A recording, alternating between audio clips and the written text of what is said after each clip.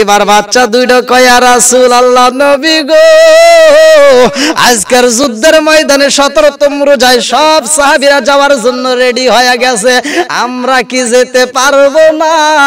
আমার নবী কয় যুদ্ধের ময়দানে যেতে হলে বয়সের প্রয়োজন, শক্তির প্রয়োজন, তোমাদের কি আছে? দুইটা বাচ্চা কয় ইয়া রাসূলুল্লাহ নবী গো 17তম রোজার দিনে আপনার সাহাবীরা আজকে রোজা রাখছে গো, তারা খেজুর খায়া রোজা রাখছে, আমরা দুইটা ভাই খেজুর পর্যন্ত পাই নাই, শুধু পানি পান কইরা রোজা রাখছি। তারা খেজুর খায়া যদি রোজা রাখতে পারে আর আমরা পানি পান করে যদি রোজা রাখতে পারি, তারা যদি যুদ্ধের ময়দানে যেতে পারে, আমরা কেন পারবো না? ইয়া রাসূলুল্লাহ নবী গো আপনি নবী যদি একটাবার অনুমতি দিতেন গো নবী, ওই যুদ্ধের ময়দানে আমরাও যাইতাম। জোরে জোরে কন্যা সুবহানাল্লাহ। পোড়া দয়াল নবীর শান বুঝলি না রে, কপাল পোড়া নূর নবীজির শান।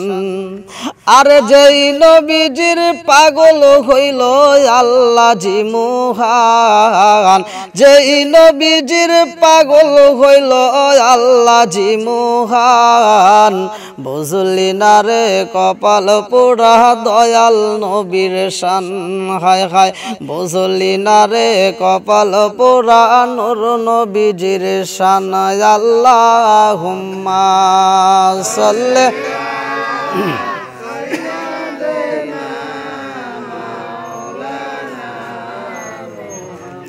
ওয়ালা আলি সাইয়্যিদিনা মাওলানা। ও গো মায়ার নবী গো জনমের মতো দেখার লইতাম জীবনে।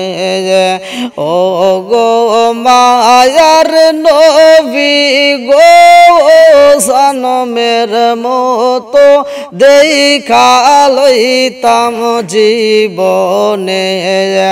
নিদান কালের বন্ধু গো নবী, নিদান কালের বন্ধু গো নবী, দাঁড়াও একবার সামনে জনমের মতো দেখার লইতাম জীবনে।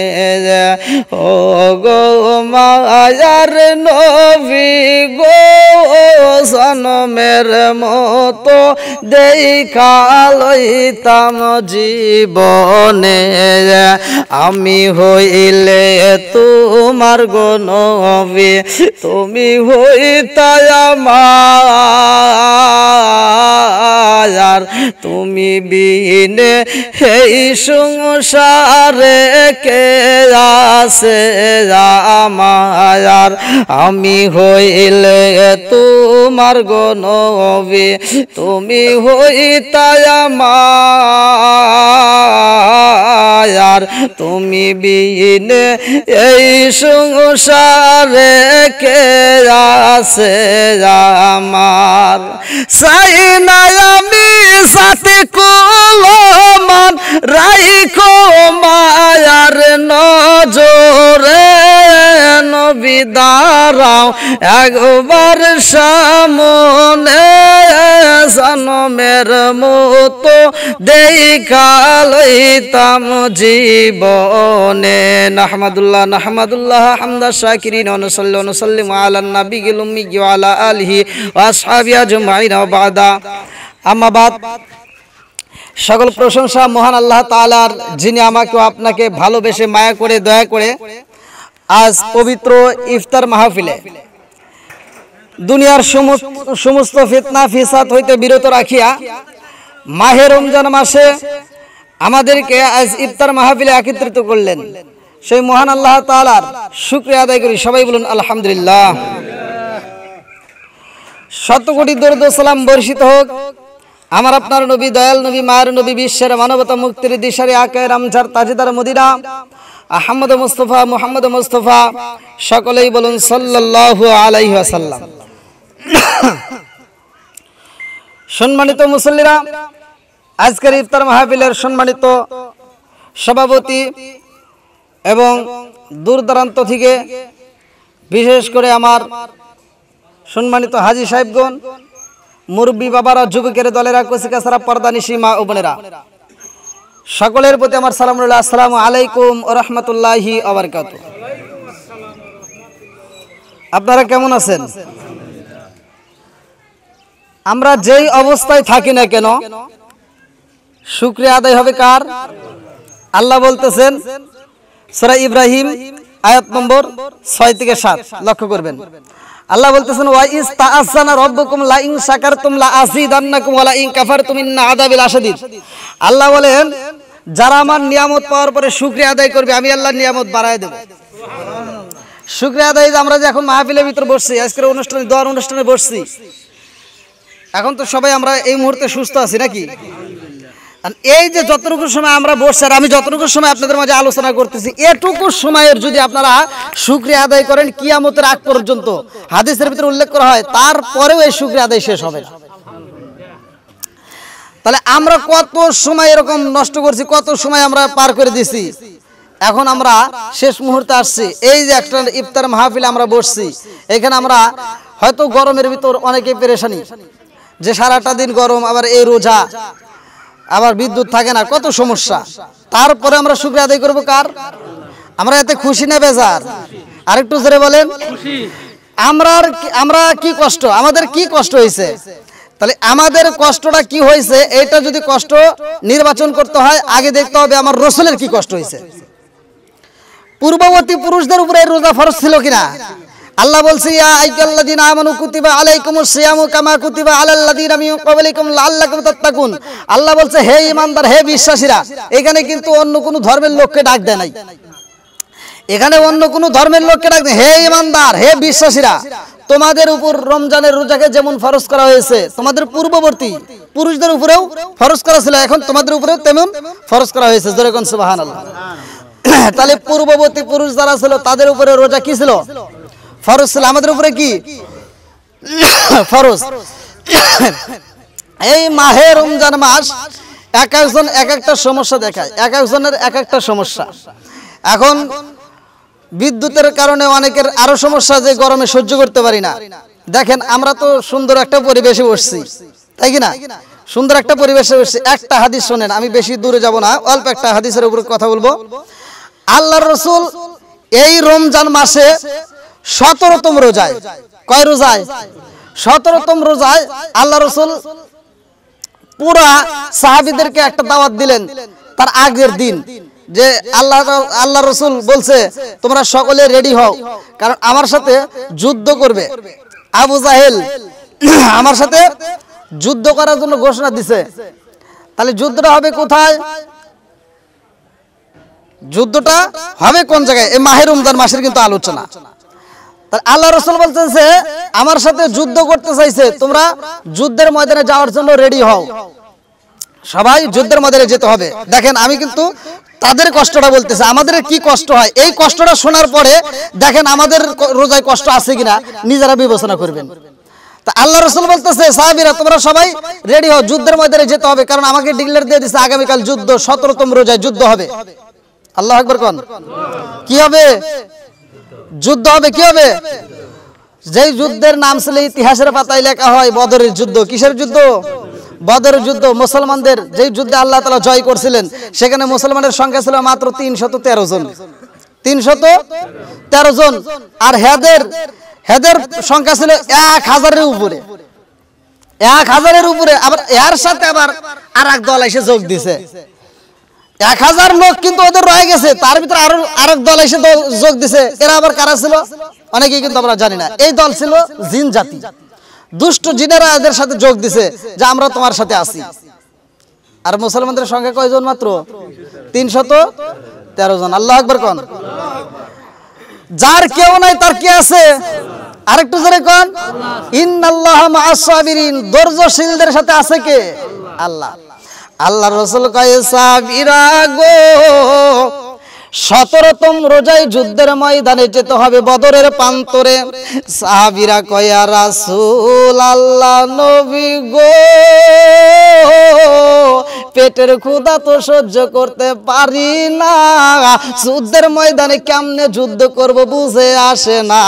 আমার নবী কয় সাহাবীরা রে, আগামীকাল তোমরা সেহরি খাইবা, আমি নবী তোমাদের খাওয়ার আঞ্জাম আজকে দিয়ে দেব। প্রত্যেকটা সাহাবীর হাতে আমার রাসূল একটা করে খেজুর দিলেন। আল্লাহু আকবার কোন। কয়টা করে? ভালো করে শুনতে হবে, কয়টা করে খেজুর দিছে? কোন যুদ্ধের ঘটনা? হ্যাঁ মন থাকবে।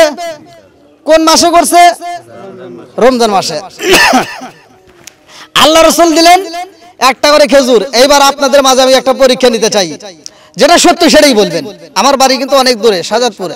আমি আপনাদের মাঝে একটা সত্য কথা বলতেছি। আচ্ছা, এই বাড়িতে আজকে ইফতারের জন্য আসছেন, এই বাড়িওয়ালার পক্ষ থেকে যদি ইফতারের সময় বলে এই আমরা তো কোনো কিছু করতে পারি নাই, একটা করে খেজুর আছে, তোমরা খেজুর খায়া চলে যাও, আচ্ছা মিজাজ কি ভালো থাকবে আপনাদের? সুকা কিসের? ডাবল সুকা হবে। হ্যাঁ কি আপনারা কি থাকবেন? এই খবর যদি আগে শুনে তোর বাড়ি ইফতারি করা থাক। দেখেন আল্লাহ রাসূল সাহাবীদের ধৈর্য কেমন ছিল। সাহাবীরা কয় ইয়া রাসূলুল্লাহ নবী গো, সেহরি খাবো মাত্র একটা করে খেজুর দিলেন, এটাই কি শেষ? আমার নবী দুইটা চোখের পানি বালায়া কান্দার কয় সাহাবীরা রে, আমি নবীর পক্ষ থেকে তোমাদেরকে একটা করে খেজুর দিলাম, এই খেজুরটা তোমরা সেহরিতে খাইবা। আগামীকাল ফজরের নামাজের পরে রেডি হইতে হবে, যুদ্ধের ময়দানে যেতে হবে বদরের প্রান্তরে। এইবার সাহাবীরা কয় ইয়া রাসূলুল্লাহ নবী গো, সেহরি খাইতে দিলেন একটা করে খেজুর, তাহলে ইফতারে কি দিবেন?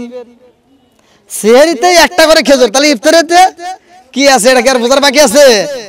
এইবার সাহাবীরা কয়, আবু বকর কয় ইয়া রাসূলুল্লাহ ইয়া হাবিবাল্লাহ নবী গো, ইফতারের জন্য কি দিতে পারবেন? আমার নবী কয় সাহাবীরা রে, তোমরা সেহরি খাইবা একটা করে খেজুর দিয়া গো, আর এই খেজুরের ভিতরে থেকে একটা বিচি বের হয়, ওই বিচিটা তোমরা ফেলে দিবা না, ওই বিচিটা তোমরা নষ্ট করবা না, ওই বিচিটা কোনো দূরবর্তী জায়গায় ফেলানো দরকার নাই। তোমরা সেহরি খাওয়ার পরে যেই বিচিটা বাজবে গো, ওই বিচিটা তোমরা পকেটের ভিতরে বইরা রাখবা, আর ওই বিচিটা পকেটে রাখার পরে আগামীকাল যুদ্ধের ময়দানে বদরের প্রান্তরে আল্লাহ যদি হায়াতে বাঁচায়া রাখে গো, ইফতার করবা, ওই খেজুরের বিচিটা সুইসা সুইসা রস খাইবা, ওই খেজুরের বিচিটা সুসলে মিষ্টি লাগবে, ওইটাই তোমাদের ইফতার হবে। জোরে জোরে কন্যা সুবহানাল্লাহ। দেখেন তারা কিভাবে তাহলে রোজা রাখছে। রোজা রেখে আবার কোথায় যাবে? যুদ্ধের ময়দানে। আল্লাহু আকবার কোন। কি খারাপ লাগতেছে নি? কষ্ট হইতেছে? শেষ করে দেব? আরেকটু চলবে? আল্লাহু আকবার কোন। তাহলে এইবার যুদ্ধের ময়দানে যাবে। আল্লাহ রাসূল বলছেন সাহাবীরা তোমরা সবাই প্রস্তুতি নাও, সবাই রেডি হও। ফজরের নামাজের পরে সব সাহাবীরা দাঁড়ায়া গেছে। আজকের ইফতার মাহফিল, দেখেন ছোট ছোট বাচ্চারা আসছে, আসছে না? হ্যাঁ ছোট ছোট বাচ্চারা দেখেন জায়গায় জায়গায় বসে পড়ছে। আলহামদুলিল্লাহ কোন। এটা কি ভালো না খারাপ? ভালো। সাহাবীরা যখন আমার নবীর চারপাশে দিয়ে দাঁড়ায়া গেছে গো, ওই মজলিসের ভিতর দুইটা বাচ্চা দেখা যায়, ছোট ছোট নাবালক দুইটা বাচ্চা, চোখের পানি ফালাইয়া আমার নবীর সামনে দিয়ে একবার যায়, পিছন দিয়ে একবার যায়, খালি ঘুরে আর দুইটা চোখের পানি ফালায়। আমার নবী বুইজা ফালাইছে 17তম রোজায় আজকে যুদ্ধের ময়দানে বদরের প্রান্তরে যাব, এই ছোট্ট দুইটা বাচ্চা আমাদের সাথে বুঝে যাইতে চায়। আমার নবী ডাক দিয়া কয়, ও বাচ্চারা তোমরা কেন চোখের পানি ফালাইয়া কান্দো? দুইটা বাচ্চা কয়, ইয়া রাসূলুল্লাহ নবী গো, লা ইউমিনু আহাদুকুম হাত্তা কুনা হাব্বা ইলাইহি মিন ওয়ালিদিহি ওয়া ওয়ালাদিহি ওয়ান নাস আজমাইনা। ইয়া রাসূলুল্লাহ নবী গো, আমরা আপনাকে আমাদের জীবনের চাইতে বেশি ভালোবাসি। জোরে জোরে কন্যা সুবহানাল্লাহ। ও গো মায়ার নবী গো, সনমের মতো মতো দেখার লইতাম জীবনে ও গো মায়ার নবী গো সনমের মতো দেখা লইতাম জীবনে। এইবার বাচ্চা দুইটা কয়া রাসূলুল্লাহ নবী গো আজকের যুদ্ধের ময়দানে 17তম রোজায় সব সাহাবীরা যাওয়ার জন্য রেডি হয়ে গেছে, আমরা কি যেতে পারবো না? আমার নবী কয় যুদ্ধের ময়দানে যেতে হলে বয়সের প্রয়োজন, শক্তির প্রয়োজন, তোমাদের কি আছে? দুইটা বাচ্চা কয়া রাসূলুল্লাহ নবী গো 17তম রোজার দিনে আপনার সাহাবীরা আজকে রোজা রাখছে গো, তারা খেজুর খায়া রোজা রাখছে, আমরা দুইটা ভাই খেজুর পর্যন্ত পাই নাই, শুধু পানি পান কইরা রোজা রাখছি। তারা খেজুর খায়া যদি রোজা রাখতে পারে আর আমরা পানি পান করে যদি রোজা রাখতে পারি, তারা যদি যুদ্ধের ময়দানে যেতে পারে, আমরা কেন পারবো না? ইয়া রাসূলুল্লাহ নবী গো আপনি নবী যদি একটাবার অনুমতি দিতেন গো নবী, ওই যুদ্ধের ময়দানে আমরাও যাইতাম। জোরে জোরে কন্যা সুবহানাল্লাহ। আমার নবী বলতেছে ঠিক আছে তোমরা যুদ্ধের ময়দানে যাবা।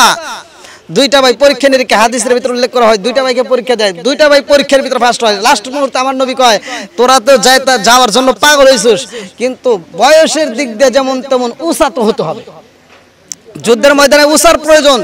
এইবার দুইটা বাচ্চার ভিতর যেটা ছোট মাস এবং মুআব্বিস হাদিসের ভিতরে দুইটার নাম উল্লেখ করা হয়, এবং এই ছোট বাচ্চাটা বলতে হুজুর আপনি কি পরীক্ষা করতে চান? আমি উসাও কম হয় নাই, বলে যাও তুমি মজলিসের ভিতর যাও। মজলিসের ভিতর যা যেই সাহাবীটার মাথা নিচের দিকে, অর্থাৎ যেই সাহাবীটার সবচেয়ে একটু ছোট মানের দেখা যায়, অর্থাৎ খাটো দেখা যায়, তার সামনে যা কানে কানে যা ঠোঁটটা লাগায় বলতেছে নবীর সাহাবী আপনি তো যাইতে পারবেন, আপনি তো পাস হয়েই গেছে, আমাকে একটু উপকার করেন। বলে কি উপকার? বলে আপনি একটু হাঁটুটা গাড়ি দিয়ে একটু বসেন, আমি আপনার উপরে উঠতে পারলেই কাম, আমি আপনার উপরে দেখাইতে পারলেই কাম।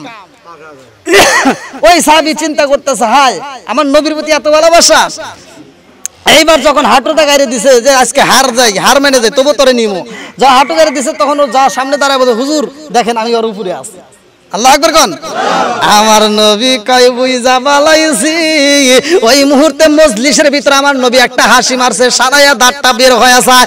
আমার নবীর আজকে কষ্টের দিনে মুখের ভিতর হাসি ফুইটা গেছে, কারণ হইল জানেননি এই দুইটা বাচ্চার ভিতরে আমার নবীর প্রেম বেশি। এই দুইটা বাচ্চার দিকে তাকায় আমার নবী কয় বুইজা বালাইছি তোমরা আমারে এত ভালোবাসো। দুইটা বাচ্চা কয় ইয়া রাসূলুল্লাহ নবী গো আমরা কতদিন ভালোবাসি জানেননি? আপনি যেই দিন মক্কার জমিন থেকে মদিনার বুকে আসছিলেন হিজরত করে, আপনার আপনজনকে হারাইয়া আপনি উটের পিঠে বসা ছিলেন, ওই মুহূর্তে আপনাকে দেখতে কষ্ট হয়। আপনি নবী আমাদেরকে দেখা দেওয়ার জন্য, ছোট্ট ছোট্ট বাচ্চাদেরকে দেখা দেওয়ার জন্য উটের পিঠে দিকে নাইমে আপনি দুইটা চোখের পানি ফালায়া কান্দি আর বলছিলেন হে আমার মদিনাবাসীরা আজকে তোমরা আমারে যেমন ভালোবাসতেছো, আজকে আমারে যেমন ভালোবাসা দেখাইছো, হে মদিনাবাসীরা আমার আপন জনেরা আমারে কষ্ট দিয়া দূরে সরাইয়া দিছে গো। আমি তোমাদের মাঝে আইছি, তোমরা কি আজীবন আমারে ভালোবাসে বানি? এই দুইটা বাচ্চা কান্দার কইয়া রাসূলুল্লাহ নবী গো ওই মজলিসের ভিতরে কথা দিয়া দিছিলাম নবী গো এই দুনিয়াতে আমাদের জীবনের চাইতে আপনাকে বেশি ভালোবাসবো। ও মায়ার নবী গো আমাদেরকে অনুমতি দিয়া দেন, আমরা একটু যুদ্ধের ময়দানে যেতে চাই। এইবার যুদ্ধের ময়দানে যখন যাওয়া হয় রে ভাই বেঈমানরা আমার নবীরে কয় ও মুহাম্মদ আজকে বদরের প্রান্তরে যদি যুদ্ধ করতে হয় তোমার যাইতে হবে বালিমুরা, আর আমাকে যেতে দিতে হবে আমাকে এটালো মাটি শক্ত মাটিতে। একদল থাকবে শক্ত মাটি আর একদল থাকবে বালি মাটি। দেখেন ঘটনাটা ভালো করে শুনে নেন, ওরা জায়গা নির্বাচন করে নিতেছে, ওরা আগে সিলেক্ট করতেছে যে আমাদের শক্ত মাটি দিতে হবে এটালো মাটি। মাটির বেদ তো যারা পড়াশোনা জানে যারা করছে তারা তো জানে দোআঁশ মাটি এটালো মাটি আছে না, তাহলে এই মাটি ওরা নিচ্ছে শক্ত মাটি আর আমার নবীকে দিতেছে বালি মাটি, বালিমুরা মরুভূমির বালি।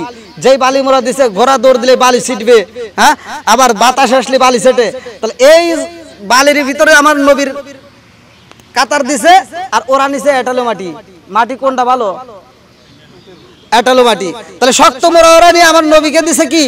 বালি মোড়া। বন্ধুরা রে আমার এক সাহাবী কয় ইয়া রাসূলুল্লাহ, নবী গো, ওরা নাই ভালো মোড়া, আমাদেরকে দেয় খারাপ মোড়া, আমাদেরকে বালি মোড়া দিছে। আমার নবী কয় সাহাবীরা রে, ও সাহাবীরা জানোনি তোমাদের সাথে আছে কে? ইন্নাল্লাহ মা'আস সাবিরিন, তোমরা ধৈর্য ধারণ করো, আমার আল্লাহ তোমাদের সাথে আছে। জোরে জোরে কন্না সুবহানাল্লাহ। আরে 313 জন সাহাবীদেরকে নিয়ে আমার নবী যুদ্ধের ময়দানে সাহাবীদেরকে কয় সাহাবীরা রে, চিন্তা কইরো না, আজকের মজলিসে আমরা যদিও বালি মোরা কিন্তু আমাদের সাথে আমার আল্লাহ আছে। ওরা শক্ত মোরা দাঁড়াইয়া যুদ্ধের দামামা যখন শুরু হয়ে যাইব, এক সাহাবী দুইটা চোখের বালি জায়রা দিয়া কান্দে আর কয় হুজুর যুদ্ধ করব কেমনে বুঝে আসে না, আমাদের চোখে তো রোদের তাপ লাগে, রোদের সূর্যের আলো লাগার কারণে আমরা চোখে দেখতে পারি না। আচ্ছা ভাই বলো দেখি রাতরি কেন কালো, সূর্য মামা কোথা হতে পাইল এত আলো?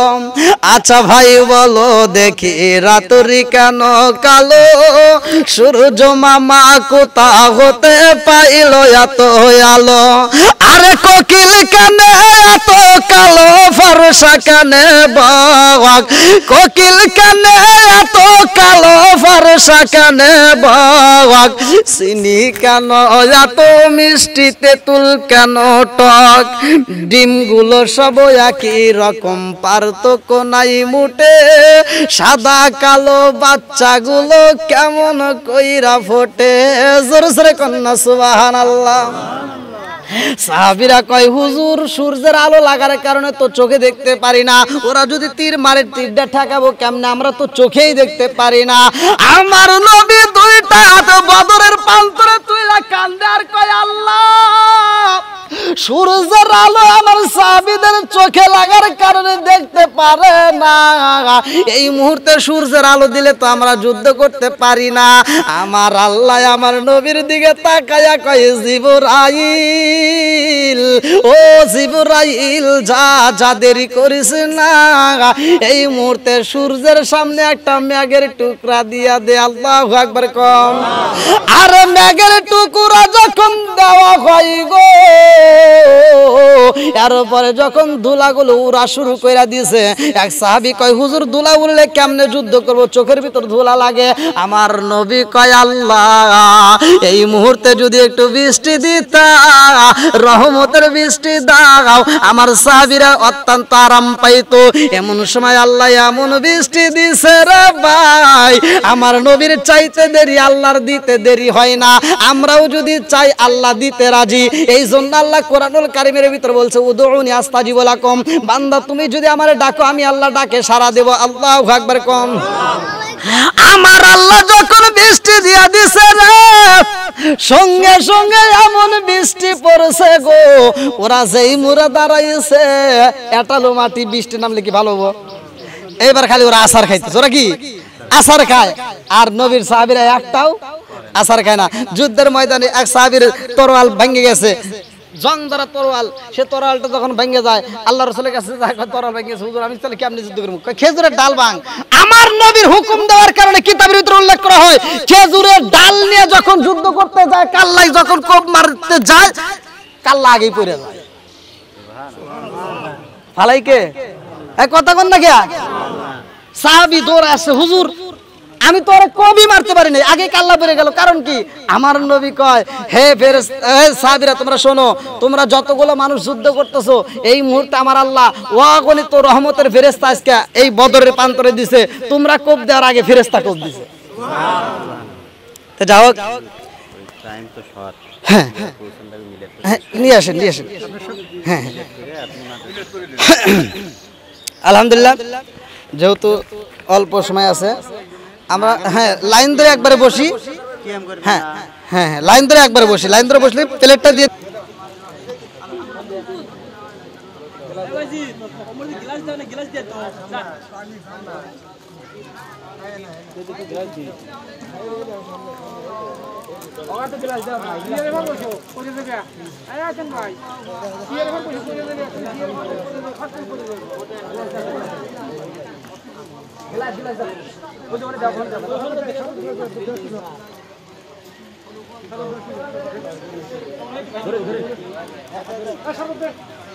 আল্লাহুম্মা সাল্লি আলা মুহাম্মাদ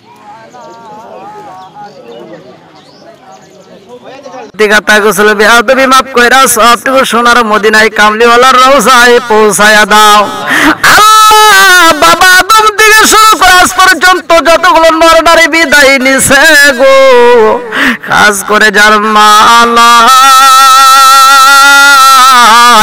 আল্লাহ, যার বাবা নাই রে মাওলা, তাকায়া দেখো তার মনে তো শান্তি নাই। আল্লাহ গো ইফতারির সামনে নিয়ে তোমার সেই দরবারে হাত বাড়াইয়া দিয়ে আমিন আমিন করতেছে। আল্লাহ একটা মানুষ ইফতার খাই না, সবাই অপেক্ষা করতেছে। মাবুদ গো আমি গুনাহগার, তোমার কাছে দরখাস্ত জানাই রে মাওলা।